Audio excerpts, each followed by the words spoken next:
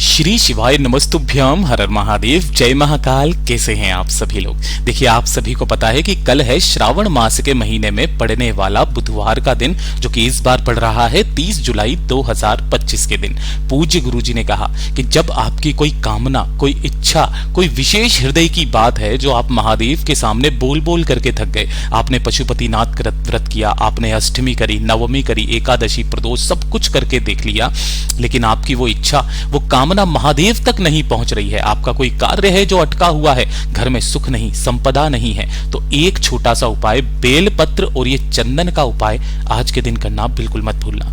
गुरुदेव की कथा से सुन करके और समझ करके पूरे उपाय को बहुत ही आसान भाषा में आप सभी लोगों को बताऊंगा, परंतु उससे पहले आप सबसे बस एक छोटी सी प्रार्थना करूंगा कि जो लोग पहली बार आए हैं ना, चैनल को सब्सक्राइब जरूर कीजिएगा और वीडियो को लाइक करके देवादिदेव महादेव का कोई सा भी प्यारा नाम कमेंट बॉक्स में लिखना मत भूलिएगा। इस पूरे वीडियो में हम 3 महा उपायों के बारे में बात करेंगे जो कि आपकी अलग अलग कामना पूर्ति के लिए सिद्ध होंगे, तो आप सभी लोगों को ध्यान से सुनना है और समझने की कोशिश करना है। सबसे पहले बात करते हैं हमारे पहले वाले उपाय की। देखिए, पहला वाला जो उपाय गुरुदेव ने करने के लिए कहा है कि जब आपने काफी सारे उपाय कर लिए, आपने काफी सारे व्रत किए, है ना, आपने तीज का व्रत किया, अष्टमी का व्रत किया, एकादशी करी, प्रदोष किया, और उनका फल आपको जब जीवन में नहीं मिल रहा होता है, आपने किसी विशेष कामना के लिए आपने जब कोई व्रत किया है और वो कामना आपकी पूरी नहीं हो रही है, कोई इच्छा, तो आप एक छोटा सा काम कीजिएगा। आज के दिन आपको करना क्या है, इस तरीके से लेने होंगे 7 बेलपत्र जो कहीं से भी खंडित, कटे फटे ना हो। विशेष रूप से ध्यान रखना, काफी सारे व्यक्ति नीचे की डंडी को तोड़ देते हैं, आपको यहां पर इस डंडी को तोड़ना नहीं है, उपाय ही इसी डंडी का है, ठीक है। तो 7 बेलपत्र लेने हैं और साथ ही लेने होंगे आपको चावल के दाने। कितने? 7। कौन से लेने हैं? जो अक्षत होने चाहिए, पूर्ण, कहीं से भी खंडित टूटा हुआ चावल का दाना ना हो, विशेष रूप से ध्यान दीजिएगा, ठीक है। और इसी के साथ में आपको लेना होगा थोड़ा सा लाल चंदन, है ना।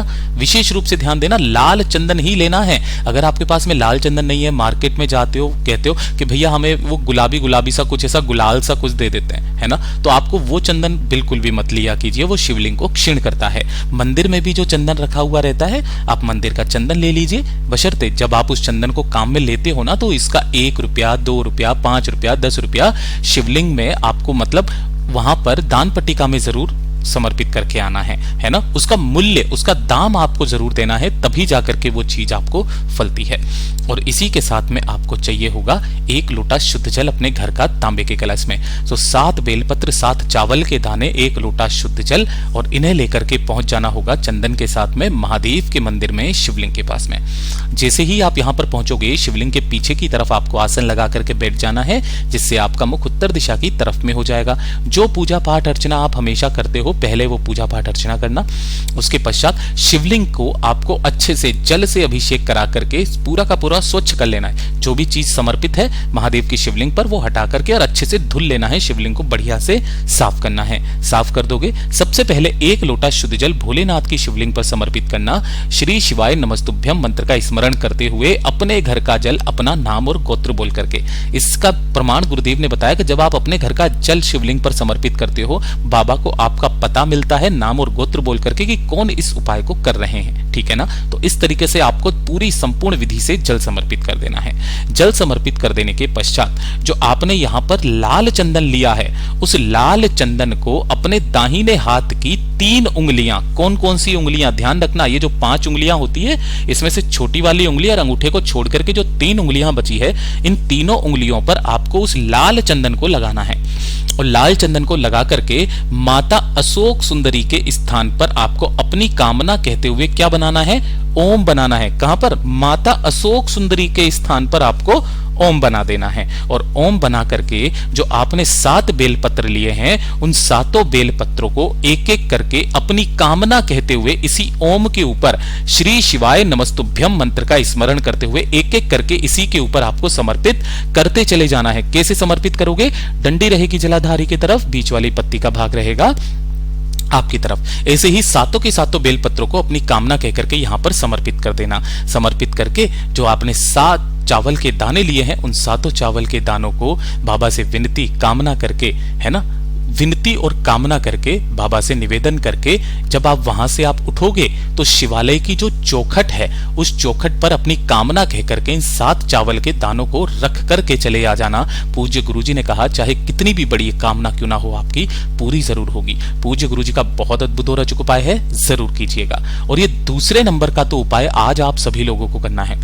जितनी भी माताएं बहनें मेरे इस वीडियो को सुन रही हैं, देख रही हैं, विशेष रूप से ध्यान से सुनिएगा। यह है नंदीश्वर महादेव का उपाय। पूज्य गुरुजी ने कहा कि जब आपका कोई विशेष कार्य है, किसी भी तरीके का कोई विशेष कार्य हो, जैसे कि नौकरी से संबंधित हो, व्यापार से संबंधित हो, और उस कार्य की सिद्धि आपको करवानी है ना, मतलब कि वो कार्य आपका परिपूर्ण हो जाए, चाहे वो कोर्ट केस हो या फिर किसी भी तरीके का कोई कार्य क्यों ना हो, उस कार्य को पूरा कराने का ये सबसे अचूक उपाय है, जो नंदीश्वर महादेव का उपाय आज आप सभी लोगों को करना ही करना है। देखिए, नंदी भगवान को 2 जगह पर बेलपत्र समर्पित होती है, जो गुरुदेव ने कथा के दौरान कहा, और ये वही वाला उपाय है। आपको क्या करना है, आपको लेनी होगी इस तरीके से 2 बेलपत्र जो कहीं से भी खंडित कटी फटी ना हो। नहीं मिलती है तो भोलेनाथ की शिवलिंग से उठा लेना और धो करके काम में ले लेना। पहला काम तो आप ये कर लोगे, 2 बेलपत्र ले लेना है। साथ ही साथ आपको 1 लोटा शुद्ध जल लेना है अपने घर का तांबे के कलश में, और हो सके तो इसके अंदर थोड़ा सा, मात्र थोड़ा सा गंगा जल आपको मिला लेना है, ठीक है ना। 2 से 4 बूंदे गंगा जल मिला लेना, और थोड़ा सा ही लेना होगा आपको चंदन। लाल चंदन मिल जाए तो लाल चंदन ठीक, पीला मिल जाए तो पीला ठीक। गुरुदेव ने इस वाले उपाय में सिर्फ और सिर्फ चंदन कहा है, ठीक है। अब उसके बाद में इन सभी को लेकर के आपको भोलेनाथ के मंदिर में ही पहुंचना है, शिवलिंग के पास में, ठीक है। किसी भी समय पर चले जाना, इस चीज का विशेष करके ध्यान देना। जैसे ही आप शिवालय पहुंचोगे, शिवलिंग के पास में ना, मैं यहाँ पे इसको साफ कर लेता हूं ताकि आपको अच्छे से समझा सकूं। शिवलिंग पर जैसे आप पहुंचोगे, सबसे पहले 1 लोटा शुद्ध जल भोलेनाथ की शिवलिंग पर पीछे की तरफ खड़े होकर उत्तर दिशा की तरफ में मुख करके पहले भोलेनाथ पर 1 लोटा शुद्ध जल समर्पित करेंगे, श्री शिवाय नमस्तुभ्यम मंत्र का स्मरण करते हुए। जब यह संपूर्ण जल आपका समर्पित हो जाएगा ना, तो जो भी जल नीचे जलाधारी से बह करके आएगा, अपने दाहिने हाथ में रोकना, अपने दोनों नेनों पर अपनी कामना कह करके लगा लेना। लगाने के पश्चात जो आपने लाल चंदन लिया है, उस लाल चंदन की एक एक बिंदी इन बेल पत्र की बीच वाली पत्ती पर, गुरुदेव ने कहा अंग का संबोधन, अंग का संबोधन ही यही होता है कि आपको एक एक बिंदी लगा लेनी है दोनों ही बेलपत्रियों पर, तीनों की तीनों पत्तियों पर, ठीक है। अब आपको जो पहली बेलपत्र है वो नंदी बाबा को कहां पर, 2 जगह पर समर्पित होती है। पहली जो बेलपत्र समर्पित होती है वो होती है नंदी बाबा के आगे उठे वाले पैर के पास में, ऐसे करके कि डंडी नंदी भगवान की तरफ रहती है और बीच वाली पत्ती सामने शिवलिंग की तरफ होती है, ठीक है। और अपनी कामना कहकर के यहां पर पहली बेलपत्र और दूसरी जो बेलपत्र समर्पित करोगे, नंदी बाबा के मस्तक पर दोनों सींगों के बीच में जब समर्पित की जाती है तो डंडी इधर रहती है और जो बीच वाली पत्ती होती है वो ऊपर की तरफ में होती है। दोनों बेलपत्रों को अपनी कामना कह करके यहां पर समर्पित करना, और समर्पित करके जो नंदी बाबा का उठा पैर है, उस उठे पैर की तरफ वाला जो कान है, उस कान में आपको अपनी कामना कहनी है। लेकिन उससे पहले एक शब्द बोला जाता है, वो बोला जाता है शूयशा, है ना, शूयशा। ये एक शब्द आपको नंदी भगवान के कान में बोलना है, और कान में बोल करके फिर उसके पश्चात अपनी इच्छा बोल करके, अपने कार्य की सिद्धि की कामना करके जो व्यक्ति आ जाता है, चाहे कैसा भी उसका कार्य क्यों ना हो, संपूर्ण होता ही होता है। पूज्य गुरु जी का बहुत अद्भुत और अचूक उपाय है, जरूर कीजिएगा।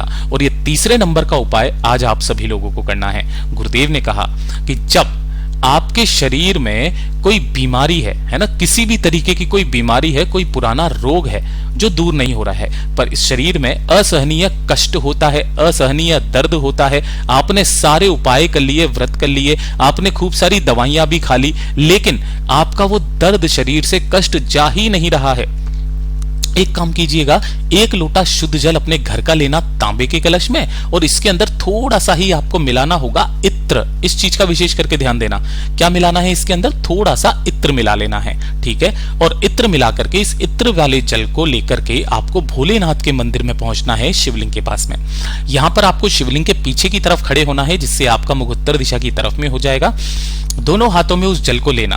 सबसे पहले थोड़ा सा जल भगवान गणेश जी के चरणाविंद पर अपना नाम और गोत्र बोल करके समर्पित करना, फिर भगवान कार्तिकेय जी के स्थान पर, फिर माता अशोक सुंदरी के स्थान पर, है ना। 3 जगह पर जल समर्पित कर दिया। उसके पश्चात फिर वापस आपको भगवान गणेश जी के चरणाविंद पर, फिर आपको कार्तिकेय भगवान जी के स्थान पर, और फिर आपको माता अशोक सुंदरी के स्थान पर, है ना। ये क्रम ध्यान देना। और फिर से वापस आपको 7वें नंबर पर गणेश जी के स्थान पर, 8वें नंबर पर कार्तिकेय जी के स्थान पर और 9वें नंबर पर माता अशोक सुंदरी के स्थान पर यहां पर थोड़ा थोड़ा सा जल आपको समर्पित करते चले जाना है। अंत में जो थोड़ा सा जल बचेगा 3-3 बार तीनों पर जल छोड़ना है। उसके पश्चात अंत में जो जल बचेगा वो भोलेनाथ की शिवलिंग पर अवधूतेश्वर महादेव का ध्यान करते हुए बाकी का जल समर्पित करना। जो भी जल जलाधारी से बहकर नीचे की तरफ आएगा उस जल को रोकना अपने दाहिने हाथ में या उस कलश में और बाबा से विनती करके, कामना करके, अवधूतेश्वर महादेव का नाम लेकर के उस जल का आचमन करना। पूज्य गुरुजी ने कहा कि श्रावण मास के महीने में जितनी बार इस उपाय को कर सको कीजिएगा, आपके शरीर के जितने भी दर्द होंगे वो हमेशा के लिए खत्म होंगे। पूज्य गुरुजी के सभी उपाय बहुत ही ज्यादा खास और अद्भुत जरूर कीजिएगा। वीडियो पसंद आए तो लाइक करना, चैनल को सब्सक्राइब जरूर कीजिएगा।